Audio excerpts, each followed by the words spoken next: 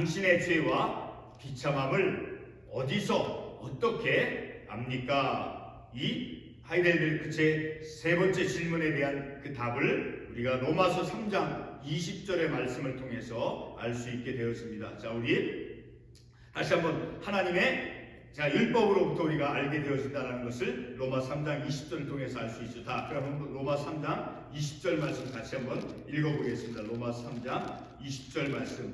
그러므로 율법의 행위로 그의 앞에 의롭다 하심을 얻을 육체가 없나니 율법으로는 죄를 깨달음이라. 하나님께서 우리에게, 그러니까 넓은 의미로 하나님께서 그의 택한 백성들에게 하신, 하나님께서 우리에게 주신 어떤 것을 행하라 라고 하는 하나님의 넓은 의미로서 하나님의 그 명령, 그 모든 것을 이제 하나님의 율법이다 라고 우리는 넓은 의미에서 생각할 수 있어요. 좁은 의미로는 모세 율법, 또 십계명, 그런 율법과, 그리고 넓은 의미로 하나님께서 그의 백성들에게 어떤 사람들과의 관계, 또 하나님과의 관계, 우리의 어떤 도덕적이고 또 윤리적인 그 모든 삶 속에서 하나님께서 우리에게 말씀하신 그 명령이 곧 하나님의 율법이다라는 것이죠. 그러니까 오늘 우리가 상고하게 될 하이델베르크 제3문, 당신의 죄와 비참함을 어디서 그리고 어떻게 알 수 있습니까? 라는 그런 물음에 대해서 이 로마서 3장 20절에서 우리에게 말씀해 주고 있죠.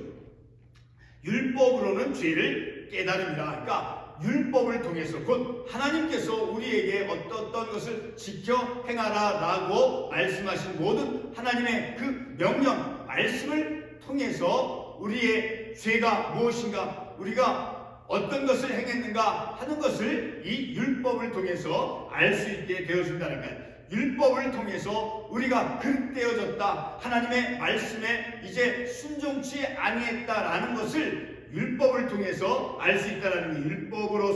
율법으로는 죄를 깨달음이라. 그러니까 우리의 죄를 알 수 있는 것은 바로 하나님께서 우리에게 주신 그 모든 말씀, 그 명령, 그 율법을 통해서 우리가 알 수 있다니까. 그 율법의 말씀을 통해서 내 죄가 어떠한가, 내 죄와 그리고 그 죄의 비참함을 알 수 있다라는 거예요.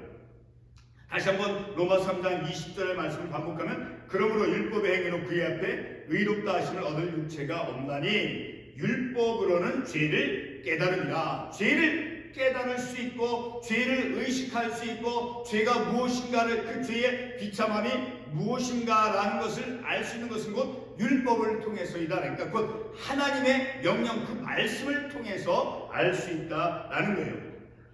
자, 오늘 이 아침에 요리문답 제3문을 우리가 상고하기에 앞서서 우리가 지난주에 상고했던 제1문 첫 번째 질문, 그것을 잠깐 우리가 한번 반복해보고 시작하도록 하겠습니다. 삶과 죽음에 있어서 당신의 유일한 위로가 무엇입니까? 바로 하이델베르크 요리문답 제1 번째 질문이었죠. 그런데 그 말씀을 통해서 우리가 우리 인생들에게는 위로자가 없다라는 것을 알았죠. 그리고 오직 예수 그리스도만이, 오직 주님만이 우리의 유일한 위로자가 되어주신다라는 것을 특별히 우리가 고린도후서 1장 3절과 4절의 말씀을 통해서 우리가 깨달았죠. 자, 우리 한번 고린도후서 1장 3절에서 4절 말씀을 한번 찾아가 보겠습니다.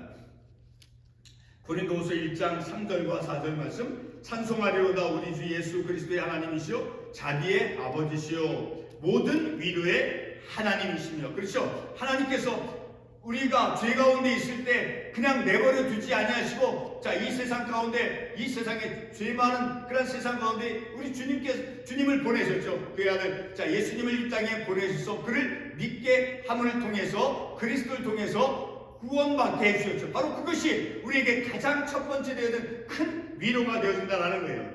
위로의 하나님이시며 우리의 모든 환난 중에서 우리를 위로하사 우리로 하여금 하나님께 받는 위로로서 모든 환난 중에 있는 자들 능히 위로하게 하시니로다. 누가? 하나님께서 바로 예수 그리스도를 통해서. 계속해서 5절을 읽겠습니다. 그리스도의 고난이 우리에게 넘치는 것 같이 우리가 받는 위로도 그리스도로 말미암아 넘치는도다. 바로 그리스도를 통해서 하나님께서 죄 가운데 있는 인생들을 그냥 내버려 두지 아니하시고 이 세상에 예수님을 보내셨어요. 독생자는 예수님을 보내셔서 그를 십자가에서 주님께서 희생의 대속의 죽으심을 통해서 그 예수를 믿음으로 말미암아 그 믿는 자에게 영생의 선물을 주셔서 그것이 곧 구원받은 그 사건이 구원받은 그 자체가 바로 그리스도로 말미암아 가장 큰 우리에게 큰 위로가 되어진다. 곧 예수 그리스도만이 우리의 참된 위로가 되어진다라는 것을 우리가 이 구절의 말씀을 통해서 알 수 있게 되어지죠. 자, 근데 어떻게 예수님께서 우리의 구원이 우리의 그 위로자가 될 수 있느냐라는 거예요. 예수님께서 도대체 어떻게 우리에게 위로자가 되느냐라는 거예요. 이것은 바로 예수님께서 우리의 인생의 삶과 죽음을 포괄하는 모든 우리의 전 인생 가운데서 하시는 일을 통해서 우리가 알 수 있어요. 가장 첫 번째로 중요한 것은 우리가 고린도서 아까 조금 전에 말씀을 통해서 알 수 있듯이 바로 성자 예수님은 바로 우리를 구원하신다라는 거예요. 성자 하나님께서 예수님을 보내심을 통해서 자 바로 우리를 구원하신 그 하나님의 그 구원 자체가 우리 인간에게 위로가 되어진다라는 것을 우리가 말씀을 통해서 알 수 있죠. 자, 에덴 동산에서 아담과 하와가 이제 죄를 범함으로 우리에게 고통이 찾아왔죠. 아담과 하와가 이제 뱀의 유혹으로 그 창세기 2장 17절의 말씀을 보게 되면 선악을 알게 하는 나무의 열매는 먹지 말라. 내가 먹는 날에는 반드시 죽으리라 하시다 라고 하는 하나님의 이 명령을 아담과 하와에게 주었는데 자 뱀의 유혹으로 자 그 말씀 하나님의 명령을 지키지 않고 말씀을 범했죠. 자 그 결과 곧 죄의 결과로 아담과 하와는 이제 처음으로 고통을 겪게 되었지요. 창세기 3장 10절은 이제 다음과 같이 아담과 하와가 무엇을 어떤 것을 겪는가를 말씀해 주고 있어요. 자 창세기 3장 10절에 보게 되면 내가 어디 있느냐 하나님께서 부르시죠. 내가 어디 있느냐 이르되 내가 동산에서 하나님의 소리를 듣고 내가 벗었으므로 두려워하여 숨었나이다. 자 이것이 바로 죄로 인한 고통의 모습을 보여주고 있으니까 죄의 결과로 하나님께서 아담과 하와에게 그 선악과 나무를 따먹지 말라라고 하는 그 하나님의 명령을 아담과 하와가 범했죠. 그래서 그 죄의 결과로서 아담과 하와가 느낀 것이 바로 두려워하여 숨었다라는 거예요. 바로 그 고통, 바로 죄를 범함으로 그들이 고통을 겪기 시작했다라는 것이 죄의 어떤 결과의 모습이다라는 것이죠. 죄는 우리에게 고통을 가져다 주죠. 그러나 더 중요하고 심각한 것은 바로 죄의 값은 사망이다라고 하는 그 사실이에요. 그것을 로마서 6장 23절에서 말씀해 주고 있죠. 그 말씀을 제가 읽도록 하겠습니다.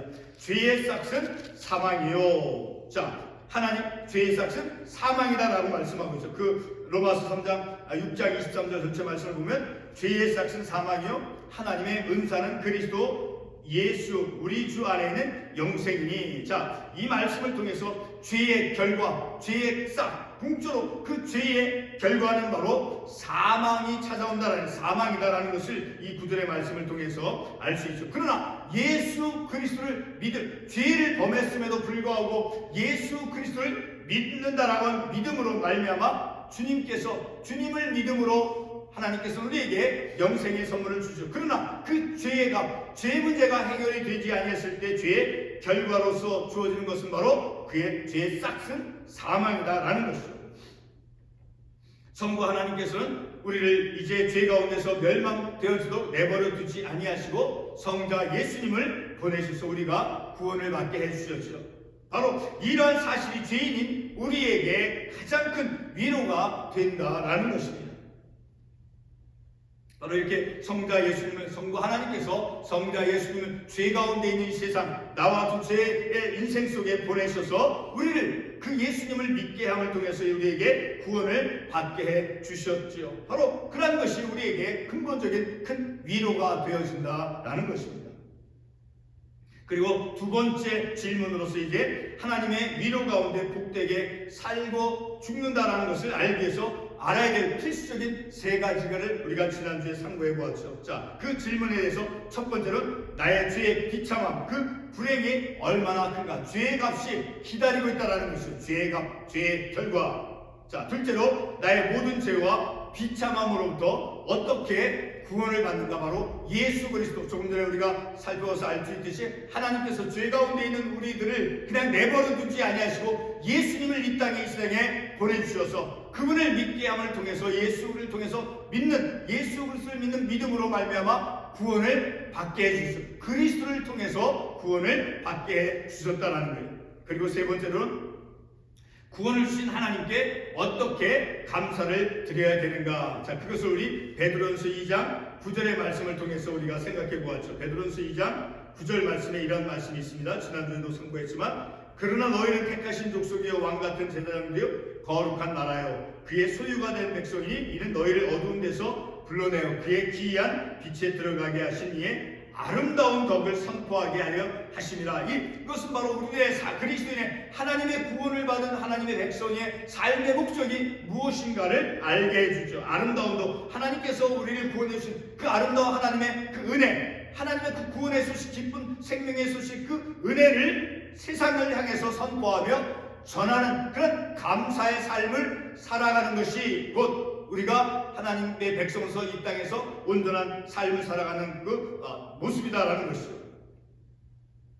그러면 오늘 이 아침에 보아야 될 세 번째 질문인 당신의 죄와 비참함을 어디서 그리고 어떻게 우리가 알 수 있느냐라는 거예요.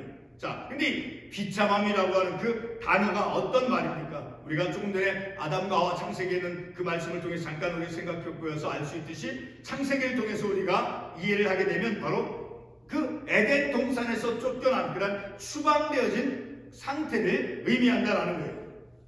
에덴 동산에서 살고 있던 아담과 하와는 이제 하나님 앞에서 죄를 범함으로 그 에덴 동산에서 추방이 되었죠. 자, 창세기 3장 23절과 24절에 보게 되면 이런 말씀이 있습니다.